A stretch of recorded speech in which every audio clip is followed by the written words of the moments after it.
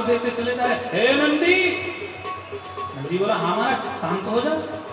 नंदी जी शांत हो गए और शांत होकर के भगवान शिव वहां से चले आते हैं। भगवान शिव कहते हैं, हे सती, उस ब्रह्म सभा में वो मुझसे दुखी हुआ था, इसलिए मेरा अपमान कर रहा है। अपमान करने की दृष्टि से यज्ञ का आयोजन किया है, सबको निमंत्रण भेजा है, पर मुझे निमंत्रण नहीं भेजा है, इसलिए ऐसे के घर में जाना उचित नहीं है। पर माता सती नहीं मानी।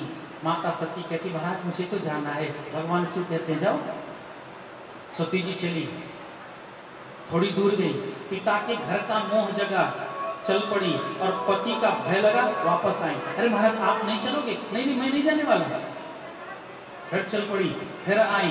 निष्क्रामति निर्विशति विभाससा, व्यास जी लिख रहे हैं, निष्क्रामति निर्विशति विभाससा।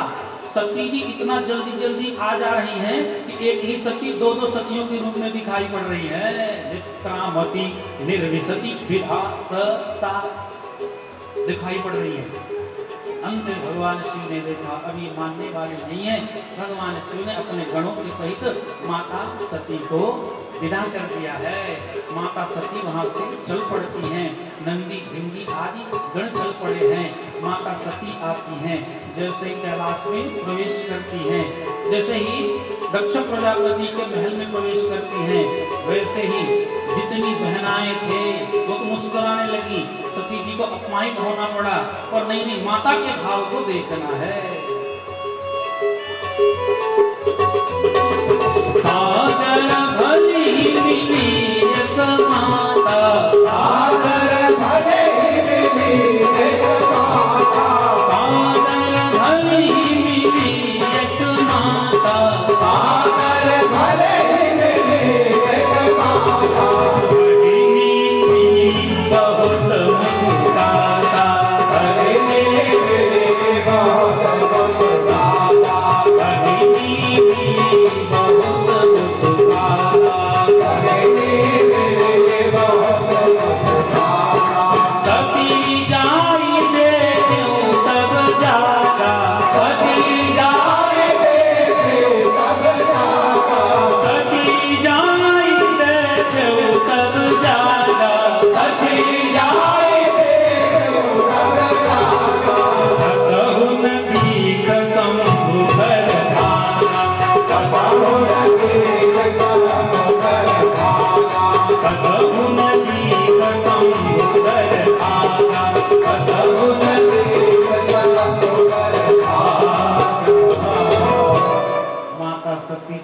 प्रवेश करते वैसे बहनाएं हंसती हंसती, देखो देखो निमंत्रण भी नहीं मिला, घर भी चली आई। उनकी कपट भरी मुस्कान को देख करके माता सती समझ गई भगवान शिव ठीक कह रहे थे, वहां नहीं जाना चाहिए, लेकिन मैं नहीं मानी। आज दूसरी बार मेरे शिव का कहना नहीं माना। पहली बार भगवान शिव ने मना किया, परीक्षा मत लो, और परीक्षा ली तो दुख मिला, पति से वियोग हो गया। आज पुनः मैंने कहना नहीं माना। परमात्मा जाने अब कौन सा फल चखना पड़ेगा। और बहनाओं से क्या लेना देना है, अपने माता के भाव को देखते हैं। दुनिया के जितने रिश्ते हैं ना, सब स्वार्थ से भरे पड़े हैं। पुत्र अपने पिता की सेवा इसलिए करता है कि पिता के द्वारा जो अर्जित की गई संपत्ति है उसका मैं मालिक बनूंगा, उसमें हिस्सेदारी मिलेगी, उसमें भाग मिलेगा, धन मिलेगी, जन मिलेगा, साथ में जमीन जायदाद मिलेगी, यश प्रतिष्ठा मिलेगी। पिता के द्वारा जो कुछ अर्जित है वो सब कुछ मिलेगा। इसलिए पुत्र पिता की सेवा करता है। लेकिन दुनिया का एक ऐसा रिश्ता है जो निस्वार्थ है, जिसमें कोई स्वार्थ नहीं है, जिसमें कोई याचना नहीं है, जिसमें कोई इच्छा नहीं है। वो रिश्ता है माता और पुत्री का। कि माता और पुत्री का जो रिश्ता होता है ये सबसे पवित्र और निर्मल रिश्ता है। कतिपय कुछ एकाध घटनाओं की मैं बात नहीं करता,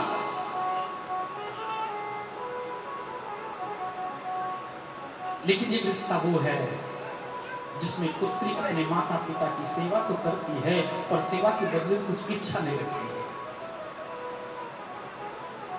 वो तो इसमें प्रसन्न रहती है हमारा भाई हमको अपने घर बुलाता रहे, आते जाते रहे, मान सम्मान मिलता रहे, बस इसके अलावा वस्तु की इच्छा नहीं रखती कोई बहन। वस्तु नहीं चाहिए, सामान नहीं चाहिए, संपत्ति नहीं चाहिए, धन नहीं चाहिए, तो सम्मान मिलता रहे। माता सती अपनी माता जी को देखती है, प्रसूति जी उधर से आ रही हैं, और जैसे प्रसूति जी ने सती जी को देखा वैसे प्रसूति की आंखों में आंसू भर गए। अरे पुत्री मैं कितनी बार कह चुकी इनसे बुलाओ, सती को बुलाओ, पर वो बुलाते नहीं है। पता नहीं क्यों नहीं बुलाते। अब तू आ गई ना, अब ये भी पूर्ण हो जाएगा, अभी तक ये भी अधूरा था, अब पूर्ण हो जाएगा। और माता प्रसूति ने सती जी को अपने अंकों में भर लिया, और अंकों में भर करके अपने अश्रु बिंदुओं से सती जी के सिर को भिजो दिया है। माता सती का जो कष्ट था, जो दुख था, पति के वियोग के बाद जो दुख मिला था, वो दुख आज फूट करके निकल पड़ा। जीवन में जब दुख आवे ना तो रोना चाहिए, लेकिन ध्यान रखो, रोना है तो कहां रोना है। अगर रोना है अपने ठाकुर के सामने रो, बिहारी जी के सामने रो, रामभद्र जी के सामने रो, अपनी माँ के सामने रो, जगत जननी के सामने रो। और जैसे ही आप रोगे वैसे अश्रु बिंदु के माध्यम से सारे दुख बह जाएंगे, मन हल्का हो जाएगा, मन शांत हो जाएगा, मन निर्भय हो जाएगा। माता सती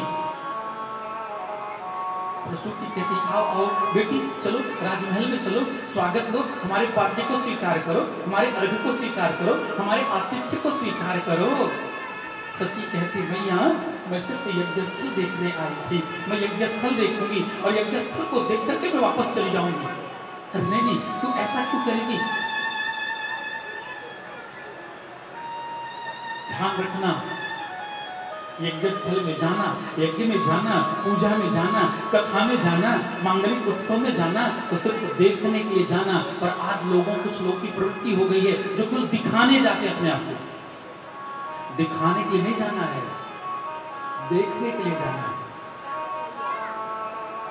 कथा में आए, जहां स्थान मिल गया, जहां जगह मिल गई वहीं बैठ जाते हैं। मैंने वृंदावन की परिक्रमा देखी है, मैंने वृंदावन के भाव को देखा है, वृंदावन के कथा व्यासों का भाव देखा है हमने। चटिकरा रोड पे सुदामा कुटी बनी हुई है, अभी नया कुछ दिनों पहले बना, और सुदामा कुटी में कृष्ण शास्त्री ठाकुर जी की कथा चल रही थी। वो मेरे आदरणीय है, मैं उनका बड़ा सम्मान करता हूं, विद्वान मूर्ति। मैं आप लोगों को एक बात बता दूं, ब्रज के जो विद्वान हैं उन्हें बाहर के लोग बहुत कम जानते हैं। जो ब्रज के प्रेमी हैं, जिनके अंदर सच्ची ब्रज की श्रद्धा है, सेवा है, मेरे गुरु जी थे, मैं अब नहीं है, मैं उनको प्रणाम करता हूं। अटल्ला चुंगी पे रहते थे सुदर्शनाचार्य गुरु जी, संकल्प ले रखा था, वृंदावन परित्यज्य पदमेकं न गच्छति। जीवन पर्यंत वृंदावन को छोड़ करके एक कदम आगे नहीं गए, पूरा जीवन वृंदावन में बिता दिए। मैंने वृंदावन के उन व्यासों को देखा, विद्वानों को देखा, उनके भाव को देखा।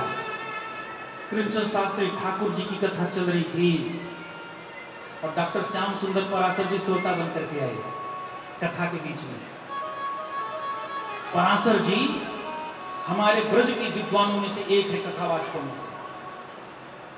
पराशर जी और कृष्ण शास्त्री ठाकुर जी की तुलना किसी से नहीं की जा सकती। पराशर जी आए, हम उन्हें अपना मार्गदर्शक मानते हैं। कभी मुलाकात अगर हुई, जब मैं ब्रज में गया था तो जो बातें उन्होंने कही मुझसे वो आज तक मुझे याद है। पराशर जी आए और पराशर जी मुंह ढक करके धीरे से श्रोताओं के बीच में जाके बैठ गए। संयोग से मैं भी वहां पे बैठा था, कथा सुन रहा था, और बगल में जब दृष्टि गई तो मैं देख रहा हूँ डॉक्टर साहब बैठे नहीं बोले। मैंने प्रणाम किया, बोले रुक जाओ। हमने कहा क्यों? बोले लोग जान जाएंगे ना, कथा सुनने में आनंद नहीं आएगा। ये परंपरा हमने देखी वृंदावन में।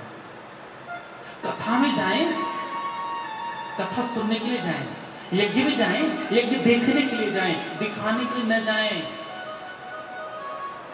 मेरी कथा पिछले साल चल रही थी फाल्गुन मास में, इलाहाबाद जिले में, जौनपुर में आता है। जौनपुर जिले में वो जगही के पास एक गांव था, गांव का नाम तो नहीं याद आ रहा है, शायद शिव महापुराण की कथा थी। वहां पर एक नेताजी आए कथा में। अब जब नेताजी कथा में आए तो कथा की उस पंक्ति से शुरू करते हैं और पूरे पांडाल की किनारे किनारे परिक्रमा लगाते हैं, और परिक्रमा लगाने के बाद व्यासपीठ के सामने आए। तो हमने सोचा ये व्यासपीठ पे आ रहे हैं, गद्दी को प्रणाम करने आ रहे हैं, लेकिन जैसे ही व्यासपीठ पर आए वैसे ही क्या करते हैं, जनता जनार्दन की तरफ मुंह करके हाथ उठा करके, देखो भैया हमें वोट देना। ये मैं अपनी घटना, तो वस्तुतः सत्य की घटना मैं बता रहा हूं। वो केवल अपने आप को दिखाने आए थे, वो देखने नहीं आए थे। कथा में जाओ, यज्ञ में जाओ, देखने के भाव से जाओ, दिखाने के भाव से जाओ, मत जाओ। ये हमारी माताएं जो हैं, जिनके सामने जगह बची हो तो थोड़ी और आगे आ जाएं, पीछे माताओं को परेशानी हो रही है, कीर्तन करते जाएं, आगे बढ़ते जाएं। निकुंज में विराजे घनश्याम राधे राधे, निकुंज में विराजे घनश्याम राधे राधे, निकुंज में विराजे घनश्याम राधे राधे, निकुंज में विराजे घनश्याम राधे राधे, घनश्याम राधे राधे, श्री श्याम राधे राधे, घनश्याम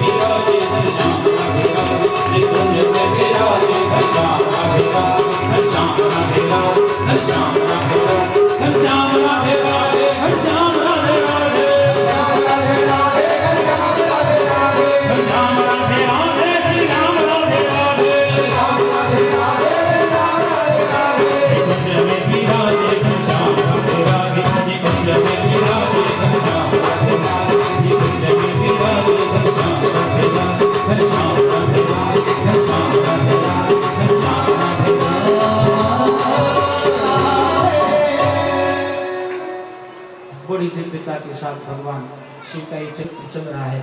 शिव चरित्र को ध्यान से सुनना चाहिए, क्योंकि बिना शिव चरित्र पूर्ण रूप से सुने राम कथा में प्रवेश नहीं मिलता है। राम कथा में प्रवेश चाहते हो तो शिव चरित्र को ध्यान से सुनना चाहिए। भगवान शिव और सती का ये चरित्र है। माता सती कहती मुझे यदि भगवान का दर्शन करना है, और यज्ञ स्थल में पहुंच गई। वृंदावन बिहारी लाल की जय। अगर मैं पहचान हूं, मेरी दृष्टि ठीक है।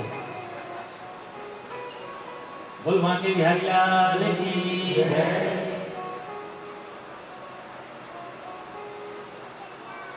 तो माता सती यज्ञ स्थल की ओर जाती हैं, और यज्ञ स्थल की ओर जाती हैं तो बड़े ध्यान से देखती हैं वेदी की रचना का प्रकार क्या है, वस्तुएं सुसज्जित कैसे की गई हैं, मंडप व्यवस्थित कैसे किया गया है, यज्ञ मंडप में ब्राह्मणों के बैठने की व्यवस्था कैसी है, देवताओं के आसन कैसे लगे हुए हैं, देवताओं के भाग ग्रहण करने की क्या व्यवस्था है, ये सब कुछ माता सती देखने लगी हैं। लेकिन बड़े ध्यान से देखते देखते क्या देखती हैं, सब देवताओं के भाग हैं, सब देवताओं के आसन लगे हैं। और कतहु न दीख शंभु कर भागा, कतहु न दीख शंभु कर भागा। भगवान शिव का आसन कहीं दिखाई नहीं पड़ा, उनका कोई भाग दिखाई नहीं पड़ा। और जब भाग दिखाई नहीं पड़ा तो माता सती की क्रोध की ज्वाला फूट गई। हे ब्राह्मणों, यज्ञ रचाए हो, यज्ञ कर रहे हो आप लोग, ये कैसा यज्ञ है जिस यज्ञ में भगवान शिव का आसन हो, वो यज्ञ कैसे पूर्ण होगा? हे ब्राह्मणों, आपको ज्ञान नहीं? मेरा पिता तो अभिमानी ही है, मेरा पिता मेरे पति से द्वेष करता है, इसलिए अपने अभिमान के कारण उसने शास्त्र की मर्यादा को पलट दिया। लेकिन ब्राह्मण क्यों होता है? ब्राह्मण का काम क्या है? ब्राह्मण का कार्य है धर्म की रक्षा करना। ब्राह्मण का कार्य है समय समय पर शास्त्रों का विवेचन करना। ब्राह्मण का काम है धर्म के लिए अगर प्राण देने पड़े तो प्राण देने चाहिए।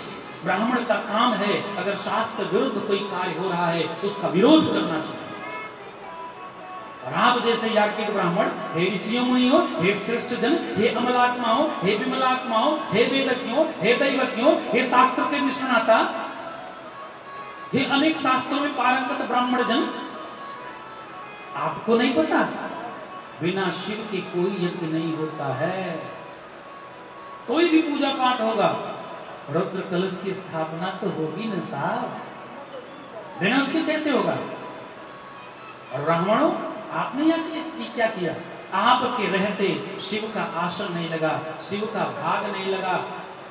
अब आप लोग दंड के अधिकारी हैं, अब आपको विधाता कौन सा दंड देगा ये विधाता जाने। लेकिन रही बात मेरे पिता की, है दक्ष प्रजापति। दक्ष प्रजापति घूम करके देखता है मुझे इस तरह से पुकारने वाली कौन है।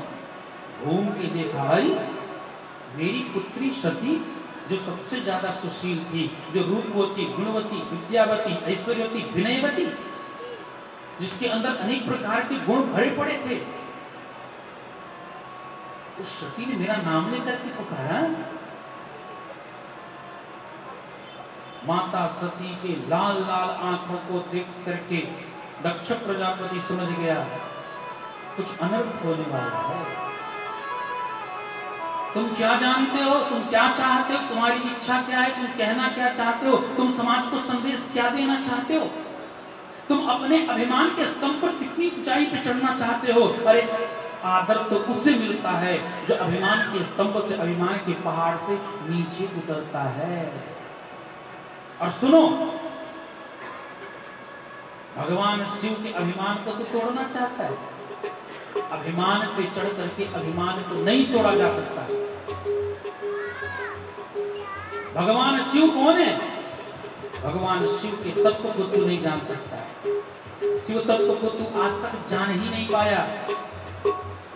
मैं अब तुम्हारे साथ भी नहीं रह सकती, कैलाश भी नहीं जा सकती, तुम्हारे साथ इसलिए रह सकती क्योंकि तू शिवद्रोही है और शिवद्रोही के साथ रहने की आवश्यकता ही नहीं है।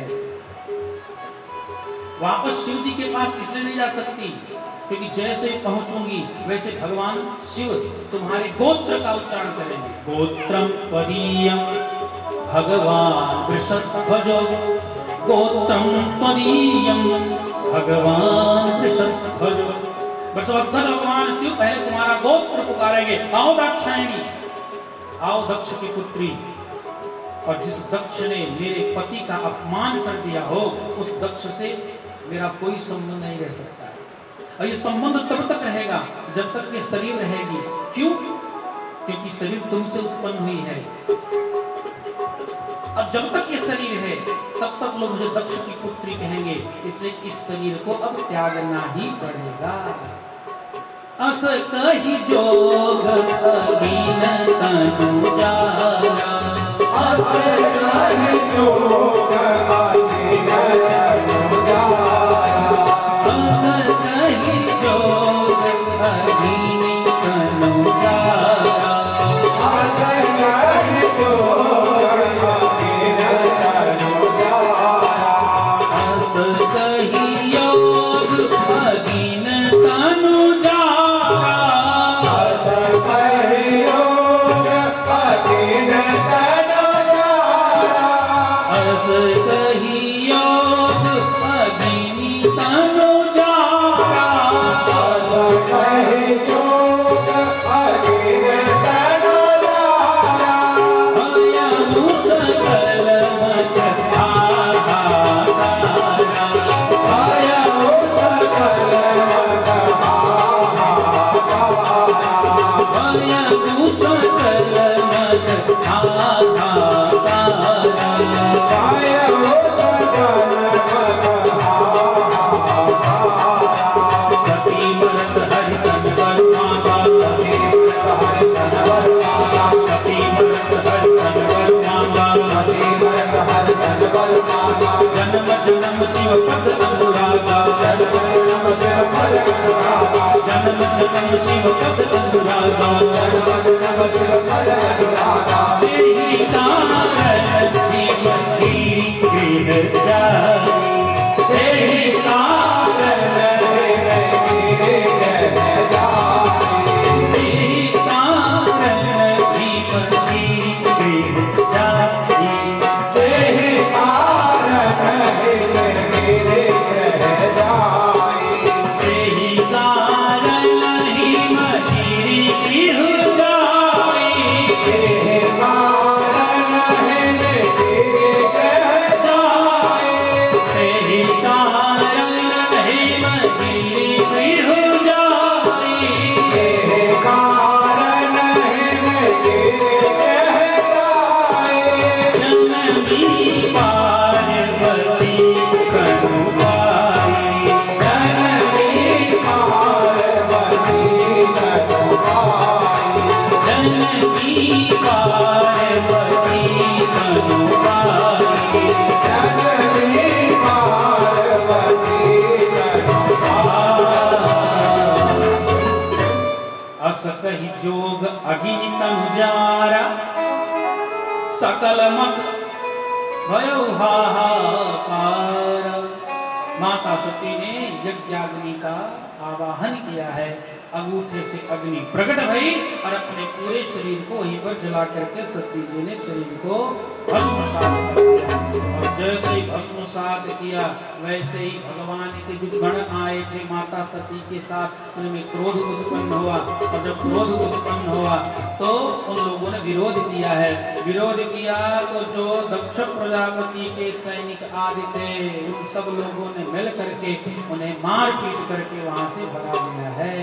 इधर देवर्षि नारद जी के द्वारा भगवान शिव को ज्ञात होता है कि सती अपना शरीर त्याग चुकी हैं। भगवान शिव बड़े कुपित है और कुपित भय एक लट उठाड़ी और लट उठाड़ करके पटक दिया तो वीरभद्र प्रकट हुआ। है वीर तौ भद्र, हे वीर तेरा कल्याण हो। नाम पड़ गया वीरभद्र। पिताजी क्या आदेश है? बोले दक्षम सयज्ञम जही, दक्ष के सहित यज्ञ नष्ट कर दो। वीरभद्र वहां से चला बड़ी सी सेना लेकर के, और जब सेना लेकर के आया वीरभद्र तो पूरे यज्ञ को नष्ट कर देता है, नष्ट भ्रष्ट कर दिया, वेदियों को तोड़ दिया है। ब्राह्मण यज्ञ मंडप छोड़ छोड़ करके भाग रहे थे, भृगु जी में लगे। भृगु जी में लगे तो भृगु जी की खबर ले ली वीरभद्र ने। क्या किया? बोले भृगु जी की दाढ़ी पकड़ के खींच ली वीरभद्र ने। उषा देवता मिल गए, आंखें फोड़ दी। इसके बाद यजमान मिल गए दक्ष प्रजापति, तो सिर को मरोड़ के तोड़ करके यज्ञ कुंड में स्वाहा कर देता है। यज्ञ विध्वंस हो गया है, यज्ञ नष्ट हुआ है। ब्रह्मा जी भगवान शिव के पास गए, यज्ञ अगर नष्ट हो गया, यज्ञ पूर्ण नहीं होगा तो ठीक नहीं है, यज्ञ पूर्ण होना ही चाहिए। भगवान शिव कहते हैं आदेश क्या है, तो भगवान शिव के बारे में लोग जानते हैं। क्षणै रुष्टा क्षणै तुष्टा, रुष्टा तुष्टा क्षणै क्षणै। भगवान शिव एक क्षण में प्रसन्न होते हैं और दूसरे क्षण में कुपित हो जाते हैं। उनके ऊपर कोई एक लोटा जल चढ़ावे तो भी खुश, कोई 4 चिनौरी के भोग लगावे तो भी खुश, कोई 4 बेलपत्र चढ़ावे तो भी खुश, कोई नियम से 4 डंडा मारे तो भी खुश, और कोई उनके ऊपर चढ़कर के घंटा खोल ले तो भी खुश। एक चोर था, वो चोरी करने के लिए निकला। अच्छा, आप पूरे भारतवर्ष के गांव में घूम के आओ, शहर में घूम के आओ, कोई भी शहर हो भारतवर्ष का, कोई भी गांव हो, कुछ मिले या न मिले, पर हर गांव, हर शहर, हर मोहल्ले में एक शिवालय जरूर मिलेगा, एक शिव जी का मंदिर जरूर मिलेगा। और इतना ही नहीं, आप और आगे चलो, शिवालय में कुछ मिले या न मिले पर एक घंटा जरूर मिलेगा। मैं बड़ी विनम्रता के साथ निवेदन करना चाहता हूं, हमारे यहाँ मंदिरों में घंटा बजाने की पद्धति बहुत पुरानी है। हमारे यहाँ घंटा बजा के आरती की जाती है और घंटी बजा करके भगवान का भोग लगाया जाता है ना परंपरा। पर ना जाने कब से ये परंपरा आ गई कि माइक लगा के अजान होगा। कहीं है व्यवस्था, ये कहीं शास्त्र में लिखित है? हमारे यहाँ लिखित है, शिवालय में कुछ मिले या न मिले पर घंटा जरूर मिलेगा। चोर ने सोचा घंटे से काम चला लेते हैं, पर ठगना था, छोटा कद का था, घंटा नहीं मिल रहा था। कैसे उतारे? तो भगवान शिव के शिवलिंग पे चढ़ गया और शिवलिंग पे चढ़ करके घंटा उतारने लगा। जैसे घंटा उतारने लगा, घंटा बज गया, घंटा बज गया, भगवान शिव प्रकट भये त्रिशूल और डमरू लेकर के। चोर सोचा लगता है इस मंदिर की रखवाली करने वाला रक्षक आ गया। चोर भगा, आगे आगे, चोर पीछे पीछे, भगवान शिव, अरे भक्त वरदान लेता जा, वरदान लेता जा। अरे मैं भक्त नहीं, मैं चोर हूँ। भगवान शिव कहते भैया तुझसे बड़ा तो भक्त ही नहीं देखा। एक मेरा भक्त हुआ रावण, जिसने अपने 10 शीश काट करके चढ़ा दिए, लेकिन तू तो इतना बड़ा भक्त निकला कि अपना पूरा शरीर ही मुझ पे चढ़ा दिया है। तुझे तुझसे बड़ा भक्त कहाँ मिलेगा? क्षणै रुष्टा क्षणै तुष्टा, रुष्टा तुष्टा क्षणै क्षणै। एक क्षण में ही कुपित है और दूसरे क्षण में प्रसन्न हो गए। बताओ क्या करना है? ब्रह्मा जी बोले यज्ञ पूर्ण हो जाए, चलते हैं। और जैसे ही कहा चलते हैं, वैसे ब्रह्मा जी ने कहा है देवताओं, दौड़ दौड़ के आओ, आओ चलो भगवान की स्तुति करो। सब लोग दौड़ करके आए और दौड़ करके आए तो शिव जी की स्तुति आरंभ करते हैं। अच्छा देखो, यहाँ ब्रह्मा जी भी हैं, देवता भी हैं, इंद्रादिक देवता हैं, यक्ष गंधर्व आदि भी हैं। सब लोगों ने मिल करके स्तुति करना आरंभ कर दिया है। कैलाश के निवासी नमो बार बार हो, नमो बार बार हो, आयो शरण तिहारी भोले तार तार हो। नमो बार बार हो, नमो बार बार हो, आयो शरण तिहारी भोले तार तार हो। कैलाश के निवासी नमो बार बार हो, नमो बार बार हो, आयो शरण तिहारी भोले तार तार हो। कैलाश के निवासी नमो बार बार हो, नमो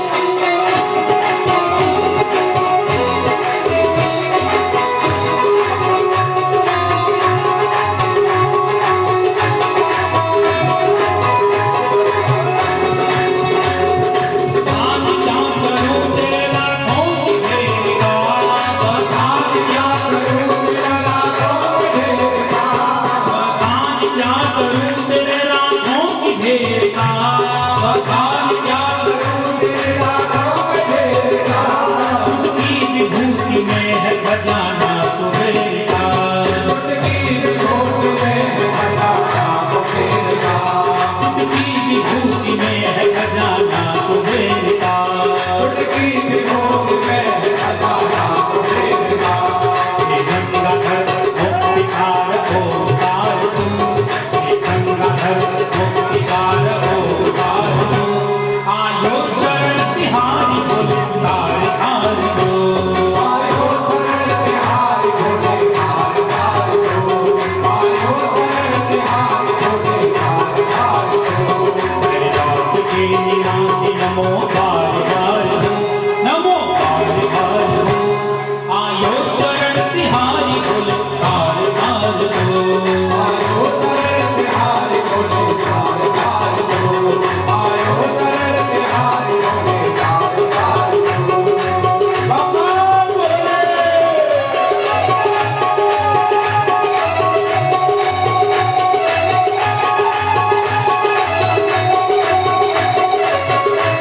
प्रेम से ताली से बातें साथ।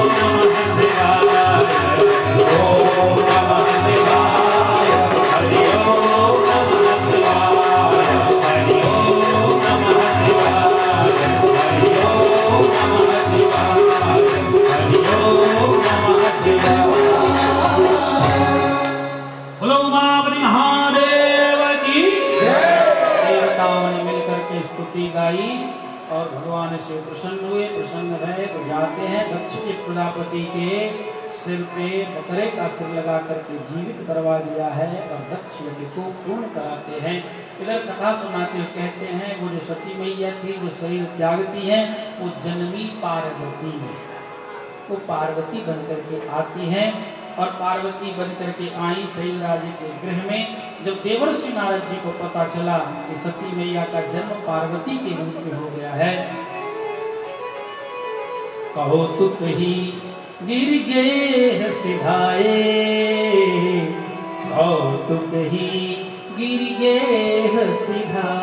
तुरंत देवर्षि नारद वहां पहुंच जाते हैं। तो देवर्षि नारद जी की कथा तो सबको विदित है ना जी। कोई कथा शुरू होती है देवर्षि नारद से, कथा समाप्त होती है देवर्षि नारद जी से। कोई किसी को श्राप देता है तो कारण देवर्षि नारद जी। देवर्षि नारद जी पहुंच गए और देवर्षि नारद जी पहुंच गए। जब पहुंचे तो पहुंचने के बाद देवर्षि नारद जी क्या करते हैं, अब कोई विद्वान आया, संत आया, महात्मा आया। अच्छा, पुत्री जब से पैदा होती है तब से माता पिता के मन में कोई एक ही चिंता रहती है, विवाह कैसा होगा, विवाह कहाँ होगा, दूल्हा ठीक होगा कि नहीं, परिवार ठीक होगा कि नहीं, संस्कृति अच्छी होगी कि नहीं। जिस संस्कार में हम अपनी बिटिया को पाल रहे हैं वैसे ही संस्कार वाला परिवार मिलेगा कि नहीं मिलेगा, ये चिंता माताओं को सताती रहती है। जैसे ही देवर्षि नारद जी आए वैसे ही माता जी के हाथ को दिखलाया गया। देवर्षि नारद जी ने हाथ दिखाया, बड़ी सुंदर बात, अरे बड़ी शक्तिशाली हैं ये, इनकी बुद्धि बड़ी तीव्र होगी, ये बड़ी सुंदर होंगी, इनके बड़ा सौम्य भाव होगा, बड़ा दया का भाव होगा, ये तो करुणामयी होगी। सारी गुणों का बखान किया और बोले लेकिन एक दो रेखाएं थोड़ी आड़ी तिरछी हो गई तो उससे कुछ गड़बड़ भी है भाग्य। बोले क्या? जोगी जटिल अकाम मन नगन अमंगल वेश, अस स्वामी यही कर मिलहे, परी हस्त असरेख। विवाह के बारे में बताओ भाई, बोल विवाह के बारे में बतला रहे हैं। इसका विवाह जिसके साथ होगा ना वो जोगी होगा, जटिल होगा, अकामन होगा, जिसके मन में काम का कोई प्रभाव ही नहीं हो सकता है, निर्वस्त्र दिगंबर होगा, अमंगल वेश, तो वो उसका वेश बड़ा विचित्र होगा। बस यही एक समस्या है। देवर्षि नारद जी को तो पता है ना, ये सब जो दुर्गुण बतला रहे हैं देवर्षि नारद, ये तो भगवान शिव के गुण है ना जी। अच्छा, देवर्षि नारद जी बताते जा रहे हैं, अगुण अमान मातु पितुहीना, उदासीन सब संशय छीना। अगुण निर्गुण निराकार, अमान मान सम्मान किसी से इच्छा रखेगा ही नहीं, मातु पितुहीना जिसके माता पिता नहीं होंगे। अब माता जी ने सोचा हमारी बेटी ऐसे घर में जाएगी जहां उतारवे पुताई सासो नहीं रहेगी, चिंतित रहेगी। अच्छा, वो हमारी माताओं को सबसे चिंता ये होती है ना, सास सुंदर होनी चाहिए, सास बढ़िया होनी चाहिए, उसका स्वभाव अच्छा होना चाहिए। पर हमारे ब्रज में तो जानते हो सास माने क्या कहते हैं? सास उसे कहते हैं जो बहू से इतना काम करवावे कि सास ही ना ले दे तब तो वो सास है। और अगर सांस लेने का मौका दे दिया तो फिर बढ़िया सास नहीं है। हमारे ब्रज में तो ऐसे ही बोले ना भैया, ऐसे ही बोलते हैं, जो इतना काम करवावे कि सांस ही ना ले दे। मैया के मन में बड़ा भाव, नहीं ऐसा कैसे हो सकता है, मेरी इतनी बिटिया सुकुमारी, और ऐसे। अब जैसे जैसे देवर्षि नारद जी ये बखान करते जा रहे हैं, पिता और माता वो थोड़ी थोड़ी दुखी होते जा रहे हैं, पर पार्वती जी का सुख बढ़ता चला जा रहा है। हाँ हाँ, ये तो भगवान शिव के गुण हैं, ये तो भगवान शिव के गुण हैं, हाँ ये तो भगवान, अरे अरे माँ तो पितहीना, तो संसार में केवल एक ही है जिसके माता पिता नहीं है। वो कौन है? वो हमारे भोलेनाथ जी। भोलेनाथ जी का विवाह हो रहा था ना जी। अब विवाह हो रहा था तो मुनि जी ने, आचार्य जी ने पूछ लिया गोत्रोच्चार करना है, पिता का नाम बताओ।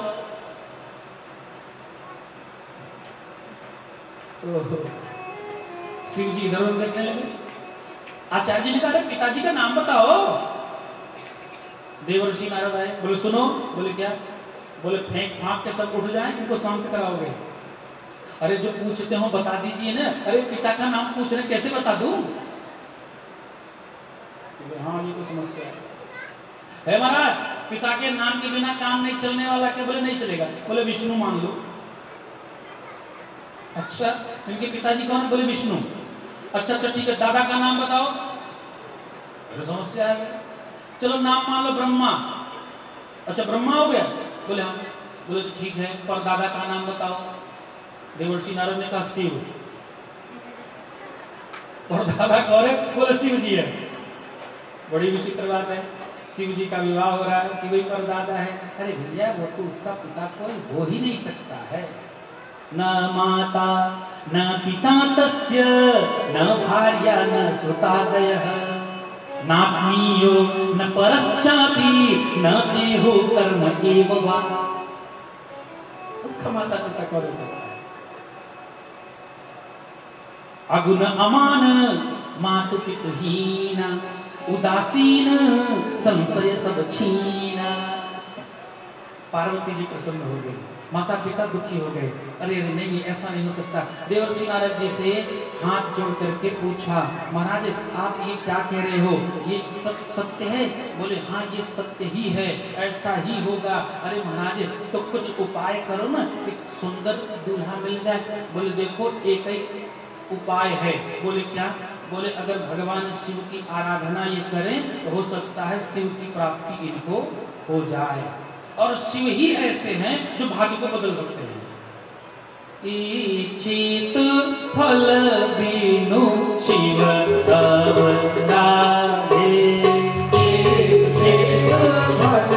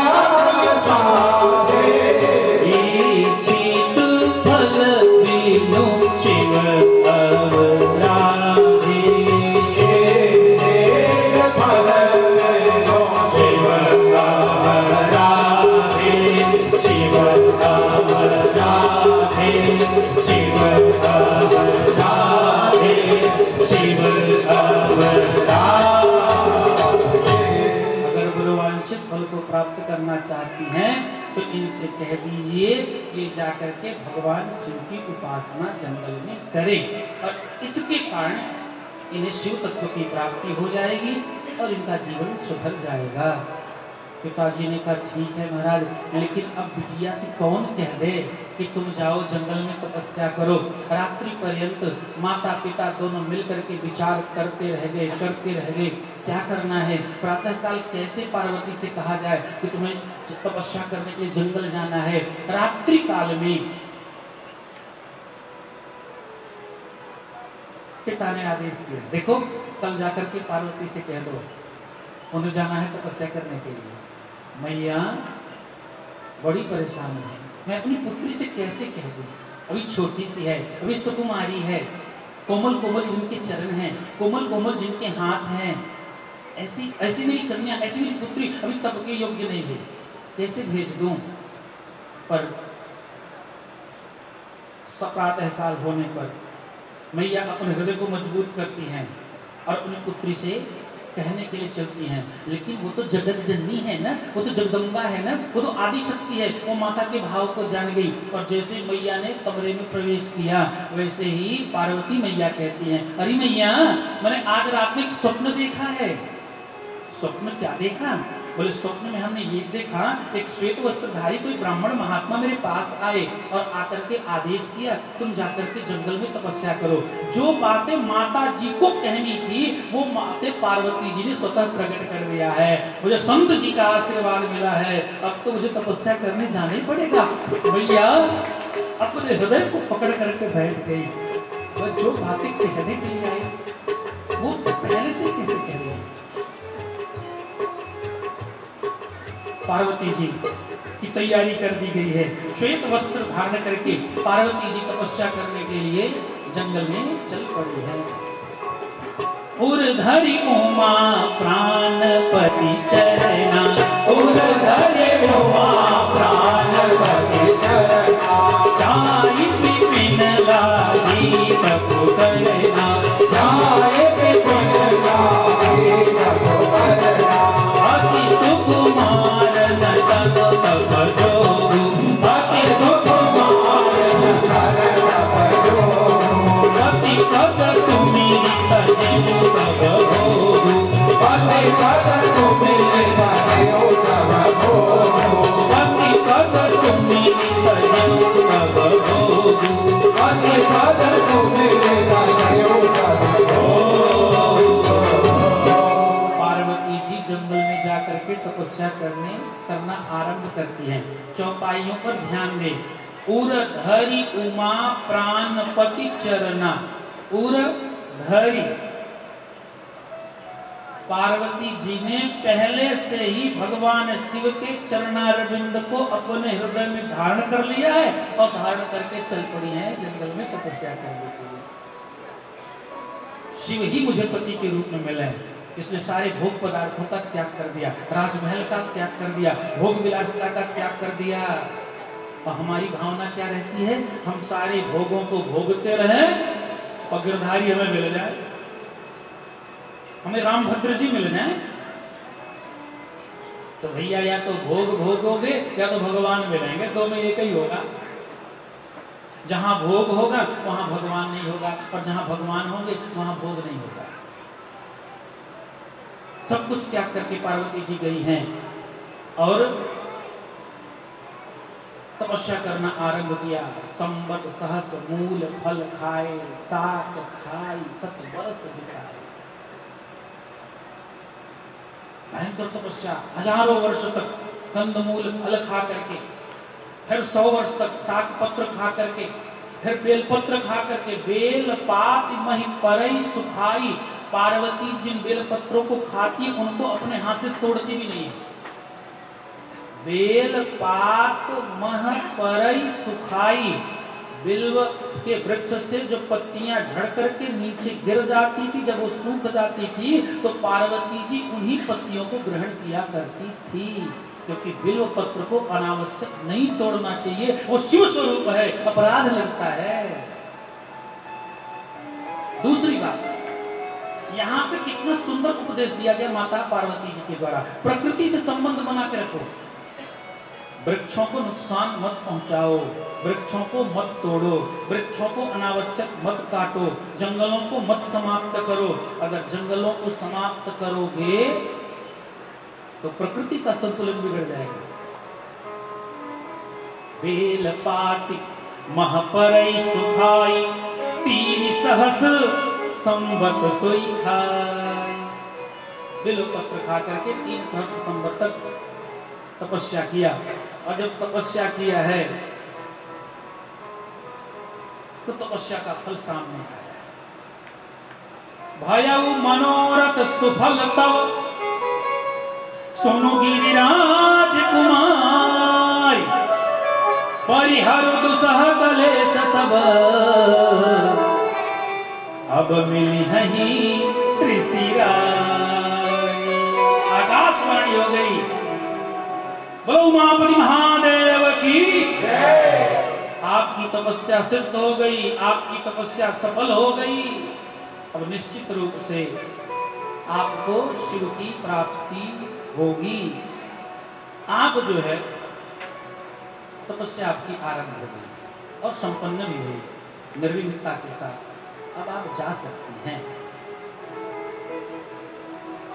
तपस्या को संपन्न करके, ब्रह्मवाणी को सुन करके गिरिजा हर्षानी, पार्वती जी की प्रसन्नता का ठिकाना नहीं है। अति प्रसन्न है, अति प्रसन्नता के साथ है। आदेश का पालन करते हुए वहां से चली जाती है। इधर भगवान शिव क्या कर रहे हैं, जब से माता सती से वियोग हुआ है तब से शिव जी क्या कर रहे हैं, ततहु मुनिन उपदेश ही ज्ञान ततहु राम गुण करहि बखान। जहां जाते वहां बैठ करके राम कथा चालू कर देते, कथा कहने लगते, कीर्तन करने लगते। मुनियों के बीच में, संतों के बीच में, अमलात्माओं के बीच में बैठ करके कीर्तन भजन आज भगवान शिव का चल रहा है। और एक बार की बात है, भगवान शिव के सामने राम जी प्रकट भय। तो सियावर रामचंद्र की प्रकट भय। प्रकट होने के बाद भगवान शिव से राम जी कहते हैं, शिव जी अब आप विवाह कर लीजिए। शिव जी कहते नहीं नहीं, एक बार विवाह किया था, फल भोग लिया, अब विवाह करने की इच्छा नहीं।